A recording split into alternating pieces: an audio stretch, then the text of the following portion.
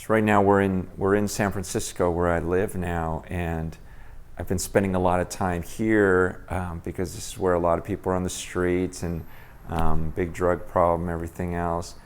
And it's been actually a lot of fun for me hanging out with people that are down and out.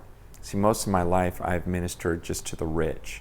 And the message that God has to them is humble yourself, don't put all your stock on your riches. I'm constantly telling people, look, you're not as great as you think you are. I know everyone worships you, but I don't, and God doesn't. It's a very humble yourself, before the mighty hand of God.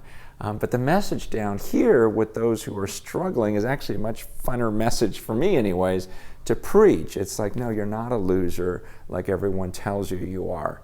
You're not the scum of the earth. In fact, God is willing to come into your life, and He can actually do huge things in your life. And I just keep praying, going, God, could it be, could you just call some people that are the most unlikely and raise them up to really be your disciples and to make disciples? And it's requiring a lot more faith.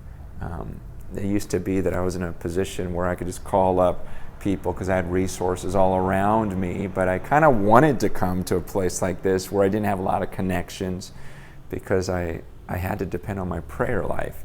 I have to depend on my prayer life and say, God, if I'm going to have any impact here, you're going to have to do it. And so it's kind of nice for me to be completely dependent again. And sometimes you can forget that when you're given a lot of resource or you're in a position where you're not as needed. And then you go to a place that's so desperate and you go, gosh, this is impossible.